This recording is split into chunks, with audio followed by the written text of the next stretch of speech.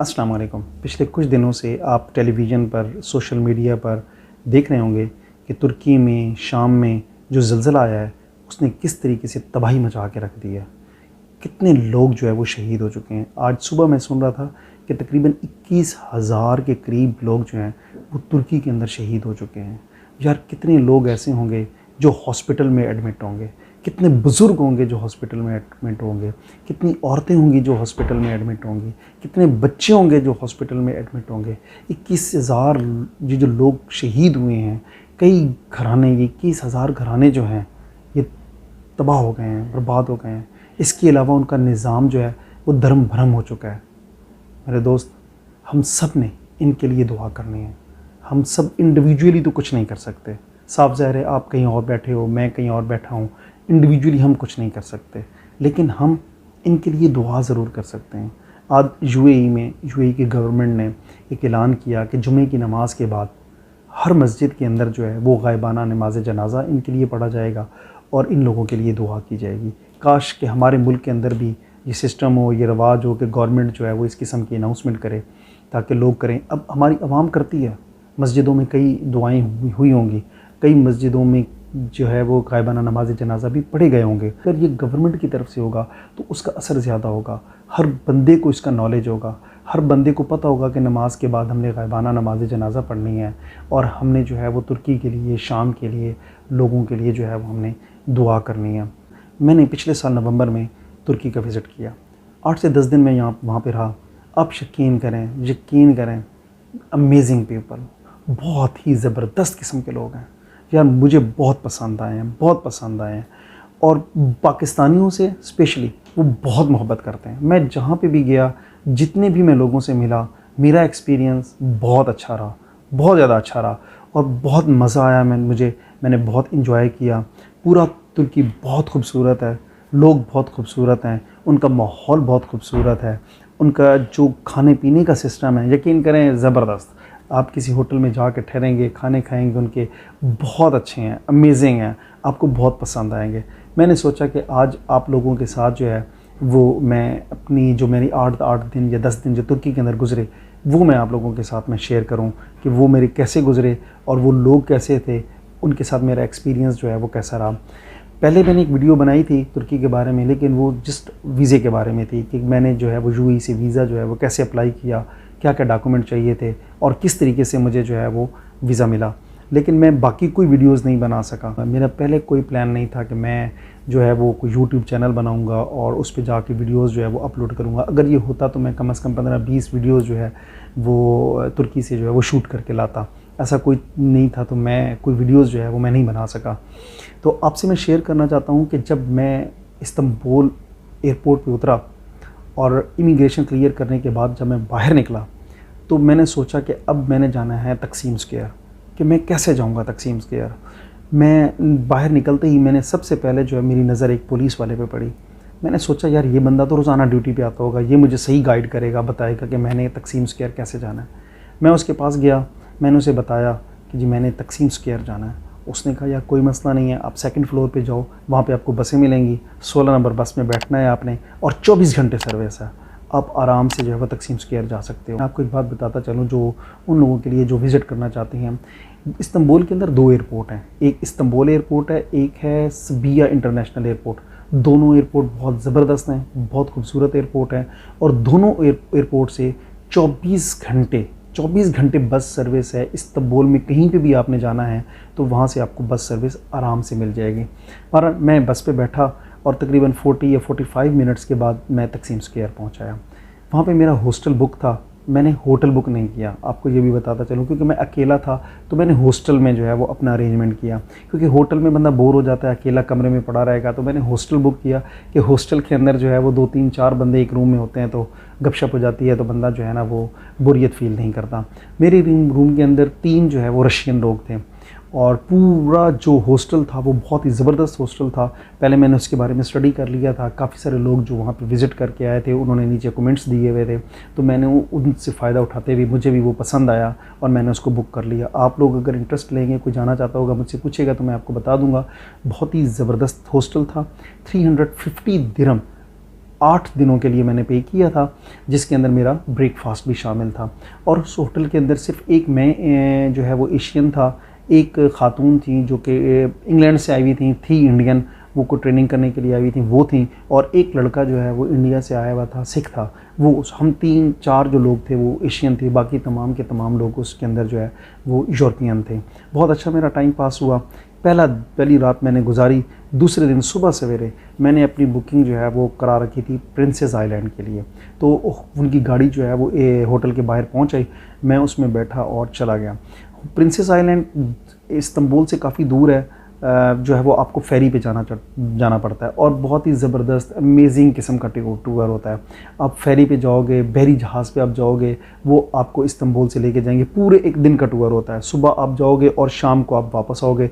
Lunch भी उसमें शामिल होता है, वो 2-3 जगहों पे लेके जाते हैं। बहुत इंजॉय किया, बहुत मज़ा आया।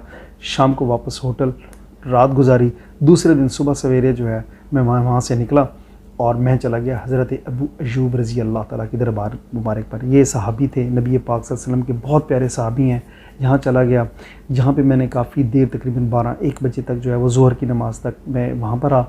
और फिर वहाँ से मैं पैदल जो है वो हज़रत अबू दरदा रज़ी अल्लाह ताला के दरबार पर गया। फिर हज़रत काब बिन मालिक, फिर मैं उनके रोज़े मुबारक पर गया। बहुत मज़ा आया, बहुत रूहानी सुकून मिला, यकीन करें, बहुत मैं बयान नहीं कर सकता कि मुझे जो है वो कितना मज़ा आया। द नेक्स्ट डे मैंने अपनी बुकिंग कराई हुई थी, मैंने फेरी पकड़ी, बहरी जहाज़, और मैं बुरसा चला गया। अब जब मैं बुरसा पहुंचा तो बाहर निकला तो मुझे बस चाहिए थी उस्मान गाज़ी के दरबार पे जाने के लिए। अब मेरे पास तो इस्तांबुल कार्ड था, लेकिन मुझे नहीं पता था कि क्या तरीक़ेकार है। मैं जो बस शुरू में बस लगी हुई थी, मैं वहाँ पे गया, ड्राइवर से मैंने पूछा कि मैंने उस्मान गाज़ी के जो है वो दरबार पे जाना है, तो कौन सी बस जाएगी? उसने कहा यही जानी है। अब ठीक है, चढ़ा ऊपर। मैं ऊपर चढ़ गया। अब मेरे पास जो इस्तांबुल कार्ड था वो मैंने वो जो उनकी मशीन थी उसके साथ लगाया, तो उसने मुझे कहा नहीं ये नहीं काम करता, यहाँ का कार्ड चाहिए। मैंने कहा वो तो मेरे पास नहीं है। तो उसने कहा खैर है, कोई मसला नहीं है, कोई प्रॉब्लम नहीं है, आप बैठ जाएँ। बहुत कोऑपरेटिव लोग हैं, बहुत खूबसूरत लोग हैं, आपके साथ जो है वो बहुत अच्छा रवैया इख्तियार करेंगे। तकरीबन 20 या 25 मिनट की जो ड्राइव है उसके बाद बस ने मुझे उस्मान गाज़ी का जो बस स्टॉप था वहाँ पे मुझे उतारा। मैं उनके मज़ार पे गया, वहाँ पे मैंने उनके लिए दुआ की, थोड़ा सा घुमा फिरा, और वहाँ से जो है वो वापस दोबारा बस स्टॉप पे आ गया। अब मैंने सोच रखा था कि मैं यहाँ से जो है वो डायरेक्ट सगूत जाऊँगा अर्तुगरुल गाज़ी के दरबार पे, लेकिन मुझे पता चला कि जी बस की जो टाइमिंग है वो ख़त्म हो चुकी है, लिहाजा आपको वापस जो है वो इस्तांबुल जाना पड़ेगा। नेक्स्ट डे आया तो मैंने बस पकड़ी सुबह सवेरे तकरीबन 8 बजे के करीब, और मैं बेल्जिक की तरफ रवाना हो गया। अब बेल्जिक जो है वो इस्तांबुल से तकरीबन 5 या 6 घंटे का जो है वो बस का सफ़र है। मैं वहाँ पे तकरीबन 3 बजे के करीब जो है ना वो मैं पहुँच गया था बेल्जिक। अब बेल्जिक बस स्टॉप से मुझे जाना था सगूत। बेल्जिक बस स्टॉप से सगूत जो है अर्तुगरुल गाज़ी के दरबार पे जाने के लिए तकरीबन 20-25 किलोमीटर का सफ़र है। कोई चीज़ नहीं चलती, आपको टैक्सी लेनी पड़ेगी। मैंने एक टैक्सी वाले से बात की, उसने मुझे कहा कि जी 400 लीरा मैं लूँगा, आपको लेके भी जाऊँगा और लेके भी आऊँगा। मैंने उसे कहा ओके ठीक है, डन हो गया। अब मुझे जाना था बेल्जिक से सगूत टैक्सी के ज़रिए, और वहाँ पे जाके अर्तुगरुल गाज़ी के दरबार पे जाना था, वहाँ पे दुआ करनी थी, और वहाँ से फिर मुझे वापस आना था, और वापस आके मुझे बस लेनी थी कोनिया की। अब मुझे नेक्स्ट एक और सिटी है कोनिया, मुझे वहाँ पे जाना था। टैक्सी ली और सगूत चला गया। सगूत में तकरीबन 20 या 25 मिनट जो है वो मेरे लगे। वहाँ पे पहुँचा, वहाँ पे पहुँचने के बाद मैंने तकरीबन आधा घंटा जो है वो सगूत को घूमा, जहाँ पे अर्तुगरुल गाज़ी का दरबार है और बहुत सारी बाकी कब्रें हैं जो आपने ड्रामा देखा होगा। सब के सब करैक्टर्स जो हैं वो वहाँ पे उनकी कब्रें जो हैं वो मौजूद हैं। बहरहाल बड़ा रूहानी सुकून मिला, और वहाँ पे मुझे बहुत सारे लोग मिले जिन्होंने मुझसे पूछा कि जी आप कौन हैं। मैंने बताया मैं पाकिस्तानी हूँ। यकीन करें बहुत ज़्यादा उन्होंने मोहब्बत का इज़हार किया, बहुत ज़्यादा मोहब्बत का इज़हार किया। तकरीबन 30 मिनट का वहाँ पे टाइम था, तो 30 मिनट के बाद मैंने टैक्सी पकड़ी और मैं वापस वो जो बेल्जिक बस स्टॉप था मैं वहाँ पर आ गया। अब जहाँ पे मैं पहले ही टिकट जो है वो परचेज़ कर चुका था कोनिया जाने के लिए, थोड़ी देर में जो है वो कोनिया की बस आ गई। अब मैंने कोनिया की बस ली बेल्जिक से, और मैं कोनिया की तरफ चल पड़ा। जब मैं तकरीबन 2 घंटे का मेरा जो है वो ट्रैवलिंग हुई थी कि बस के अंदर कुछ प्रॉब्लम पेश आ गई। बस के जो पिछले टायर थे उन 2 टायर थे, उन 2 टायरों में से एक टायर जो था उसको कुछ प्रॉब्लम पेश आ गई, उसमें कुछ गड़बड़ पैदा हो गई। तो बहरहाल उन्होंने बस साइड पे की और जो अमला था उन्होंने जो है वो उसको टायर को खोलना शुरू कर दिया, लेकिन उनसे टायर नहीं खुला क्योंकि वो जो नट लगे हुए थे वो लूज़ हो चुके थे, उनमें कुछ प्रॉब्लम था। बहुत कोशिश की उन्होंने, बहुत टाइम लगाया, लेकिन वो नहीं हो सका। बहरहाल उन्होंने ये फ़ैसला किया कि आस्ता आस्ता चलते हैं, आगे जो भी सिटी आएगा तो वहाँ पे जाके हम इसको ठीक करेंगे। अब मेरा होटल बुक था, मैंने होटल में अपनी बुकिंग की हुई थी और उनकी मुझे जो है वो ईमेल भी आई हुई थी कि रात को 8 बजे तक जो है वो आपने इन होना है। मैं थोड़ा परेशान हुआ, मैंने कहा यार ये बुकिंग भी हुई है और मैं तो 8 बजे तक नहीं पहुंच सकता, क्योंकि मुझे सूरत हाल नज़र आ गई थी कि ये ठीक होना है और ये तकरीबन बहुत ज़्यादा टाइम लगना है और 5 से 6 घंटे की तो यहाँ से जो है वो ट्रैवलिंग भी है। बहरहाल मैंने नेट से सर्च किया, उनका नंबर, व्हाट्सअप नंबर मुझे मिल गया, उनकी वेबसाइट पे मौजूद था। मैंने उनको व्हाट्सअप किया, बताया कि इसे ये मसला है, हमारी बस ख़राब हो चुकी है, तो मैं रात के 12-1 बजे से पहले नहीं पहुंच सकता किसी सूरत में भी। उन्होंने मुझे रिप्लाई किया और फिर थोड़ी देर के बाद उन्होंने मुझे कॉल भी की। उन्होंने कहा कोई मसला नहीं है, कोई परेशान नहीं होना आपने, आप जब भी पहुँचें आपका रूम बुक है और आपका जो है हम वेट करेंगे। यार बहुत सारी यादें हैं तुर्की के साथ, बहुत अमेजिंग पीपल हैं, बहुत अमेजिंग पीपल हैं, यकीन करें। हर जगह पे जो है ना मेरे साथ उन्होंने बहुत ज़्यादा कोऑपरेशन की है, बहुत ज़्यादा मेरे साथ कोऑपरेट किया है। बहरहाल काफ़ी देर ट्रैवलिंग करने के बाद सारी रात यानी कि वो बस में गुजर गई, समझें 1 बजे या 2 बजे के करीब मैं जो है वो कोनिया जाके पहुंचा। वहाँ से मैंने टैक्सी ली और टैक्सी लेके मैं होटल पहुंच गया। रात को मैं होटल में रहा, सुबह सवेरे उठा, बहुत बेहतरीन किस्म का उन्होंने मुझे नाश्ता दिया, बहुत ज़बरदस्त अमेजिंग नाश्ता, मुझे याद है और याद रहेगा। दोबारा कभी मुझे मौका मिला तो मैं इंशाल्लाह ज़रूर जाऊँगा और कोशिश करूँगा कि उसी होटल में जाके दोबारा ठहरूँ। कि वो होटल एक ऐसी जगह पे वाक़ई है जहाँ उसकी बैक साइड के ऊपर जो है वो हज़रत शाह शम्स तब्रेज़ का जो है मज़ार मुबारक है। ये हज़रत शाह शम्स तब्रेज़ जो हैं ये हज़रत मौलाना रूम साहब के उस्ताद मोहतरम है। मुझे इनके दरबार पे जाना था। अब इनके दरबार पे जाने के लिए मैंने गूगल पे सर्च किया, लेकिन मुझे कुछ समझ नहीं आ रही थी कि मैं कैसे जाऊं, किस तरीके से मैं जाऊं। मैंने 1-2 गलियां तो मैंने देखी, लेकिन मुझे ना कोई समझ नहीं आई मुझे। पर मैंने एक बंदे से पूछा, उसको इंग्लिश नहीं आती थी, उसने मुझसे माजरत कर ली। एक और बंदा मुझे रास्ते में मिला, मैंने उससे पूछा तो उसको भी इंग्लिश नहीं आती थी, उसने भी माजरत कर ली। उसने बेचारे ने अपने मोबाइल पे पूरी कोशिश की मुझे समझाने की, लेकिन चूँकि मैं नहीं समझ पा रहा था तुर्किश और उसको इंग्लिश नहीं आ रही थी, तो फिर जो है वो मसला बन नहीं सका। इसी दौरान मैं थोड़ा सा मैं और आगे पैदल चला तो मुझे एक बंदा मिला। उससे मैंने पूछा कि क्या आपको इंग्लिश आती है? उसने कहा जी बिल्कुल। मैंने उसे कहा कि मुझे यहाँ जाना है। जब उसको मैंने ये दिखाया कि मुझे इस जगह पे जाना है, आप यकीन करें कि बंदा जो है ना बिल्कुल ठहर गया। मुझे कहता है आप कहाँ से आए हैं? मैंने कहा पाकिस्तान से आया हूँ। तो कहता है यार मुझे बहुत अरसा हो गया मैं इनके दरबार पे नहीं गया, मैं इनके रोज़ा मुबारक पे नहीं गया, चलो यार चलते हैं, मैं भी तुम्हारे साथ चलता हूँ। मैं बड़ा खुश हुआ कि यार ये तो बड़ी अच्छी बात है, मुझे जो है वो कंपनी मिल गई। तो हम पैदल चल रहे थे, तो कहता है इधर आओ, ये मेरी गाड़ी खड़ी, इसमें बैठते हैं। मुझे नहीं मालूम था, मैं समझ रहा था कि बंदा जो है वो ये पैदल है, लेकिन वो उसकी गाड़ी पार्क हुई हुई थी, वो अपनी गाड़ी लेने के लिए आया हुआ था। पर उस बंदे के साथ में बैठा, मुझे मौलाना शाह शम्स के दरबार पर जो है वो ले गए। अब वहाँ पर जब हम दाखिल हुए, आप यकीन करें यार हम इतना अदब नहीं करते जितना ये लोग अदब करते हैं। यकीन करें जैसे ही हम मज़ार शरीफ के अंदर दाखिल हुए ना, राइट साइड के ऊपर बहुत सारे जो है वो शागिर्द बैठे हुए थे। जैसे आप टीवी भी नहीं देखते, उन्होंने बड़ी बड़ी टोपियाँ पहनी होती हैं, बड़ा खूबसूरत लिबास पहना होता है, सेम एज़ इट इज़ बैठे हुए थे। और वो एक टीचर जो है उनको पढ़ा रहा था और थोड़ी सी दूर जाने के बाद जो है वो सामने जो है वो हज़रत मौलाना शाह शम्स की जो है वो कब्र मुबारक थी। तो वो मेरे साथ गया और यकीन करें कि वो बंदा जो है ना यूँ यूँ यूँ हाथ रख के खड़ा हुआ था और रो रहा था। ठीक है, मैं उसकी कैफियत देख के मुझे जो है ना बहुत ज़्यादा रूहानी सुकून मिला और मुझे बड़ा ताज्जुब हुआ कि यार कितना ये लोग अदब करते हैं, कितना ये लोग ताज़ीम करते हैं, कि काश हम भी इतनी करें जितनी ये लोग जो है वो करते हैं। बहरहाल वहाँ से बाहर निकले तो वो जो उस्ताद थे, वो जो बैठे हुए बच्चों को पढ़ा रहे थे, उन्होंने भी मुझसे पूछा कि आप कहाँ से आए हैं? मैंने कहा जी पाकिस्तान से आया हूँ। तो बहुत खुश हुए, कहते हैं यहाँ पे बहुत पाकिस्तानी आते हैं और चक्कर लगाते हैं, तो हमें बहुत खुशी होती है कि जब वो इन मौलाना साहब के दरबार पे आते हैं, मौलाना शाह शम्स के दरबार पे आते हैं। जब हम बाहर निकले तो उसने मुझसे पूछा कि हाँ जी अब किधर जाना है? मैंने कहा जी मैंने हज़रत मौलाना रूम साहब के दरबार पर जाना है। तो उन्होंने कहा यार चल यार मैं भी तेरे साथ चलता हूँ। बहरहाल हम गाड़ी पर बैठे और मौलाना साहब के दरबार पे जो है वो पहुँच गए। हम उस साइड पे एंटर हुए जिस साइड पे विज़िटर्स जाते हैं, लेकिन वो उस टाइम दरवाज़ा बंद था, क्योंकि तकरीबन 9:30 बजे के करीब जो है वो विज़िटर का दरवाज़ा जो है वो खोलते हैं और विज़िटर जो है वो अंदर जा सकते हैं। तो मुझे कहते हैं कि यार ये तो बंद है। मैंने कहा जी चलें ठीक है, अगर आप जाना चाहते हैं तो आप चले जाएँ, मैं वेट करता हूँ। उन्होंने कहा नहीं, अंदर जो सिक्योरिटी इंचार्ज है वो मेरे बहुत करीबी रिश्तेदार हैं, मेरे अंकल हैं, मैं उनको कॉल करता हूँ और मिल के जाते हैं। मैंने कहा जी ठीक है। तो मेरे सामने उसने कॉल की, उन्होंने कहा जी आप मेन गेट से आ जाएँ। जब हम मेन गेट से गए, आप यकीन करें वो जो बुज़ुर्ग इंसान थे वो पुलिस वाले हमारा वेट कर रहे हों, सही हमें प्रोटोकॉल दिया गया, बस ये अल्लाह पाक की तरफ से था। बड़े अच्छे प्रोटोकॉल के साथ हमें रिसीव किया गया। उसके बाद वो मुझे कहता है कि आप जल्दी आ गए हो तो लेकिन आपके लिए हम स्पेशल इंतज़ाम करते हैं, आप आएँ और आपको हम सारा जो है वो मज़ार शरीफ के अंदर लेके जाते हैं और दिखाते हैं। मेरी वीडियो जो है वो मौजूद है, ये वीडियो मैंने बनाई थी, आप अगर चाहें तो ये वीडियो देख सकते हैं कि जब मैं हज़रत मौलाना रूम साहब के दरबार के अंदर जाता हूँ।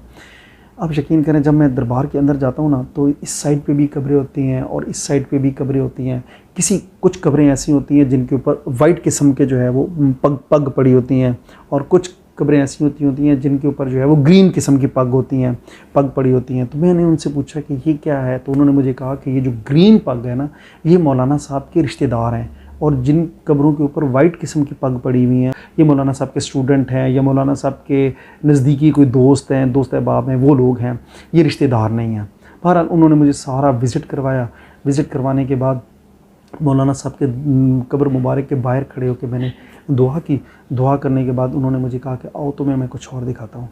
फिर वो परली तरफ मुझे ले गए जहाँ पे मौलाना साहब की किताबें पड़ी हुई थी, मौलाना साहब के कपड़े पड़े हुए थे, मौलाना साहब की पग पड़ी हुई थी, उनकी एक डंडी पड़ी हुई थी, फिर कुछ और चीज़ें मुझे उन्होंने दिखाई। इसके बाद मुझे उसने कहा कि इधर आओ, मैं तुम्हें एक ख़ास चीज़ की ज़ियारत कराता हूँ। मैंने कहा जी ठीक है बताएं। मैं जब उनके साथ गया तो एक बॉक्स था, एक बॉक्स वाइट सा बॉक्स था। बॉक्स के अंदर एक छोटी सी डिबिया थी, और वो जो वाइट बॉक्स था उसकी जो चारों साइडें थी, चारों साइडों पे छोटे छोटे जो है वो सुराख हुए हुए थे। मुझे उसने कहा कि तुम्हें क्या फ़ील हुआ? मैंने कहा मुझे तो बहुत ज़बरदस्त खुशबू आ रही है। ये क्या चीज़ है? उसने मुझे कहा कि ये जो अंदर डिबिया पड़ी है, इस डिबिया के अंदर नबी पाक सल्लल्लाहु अलैहि वसल्लम की दाढ़ी मुबारक का बाल है।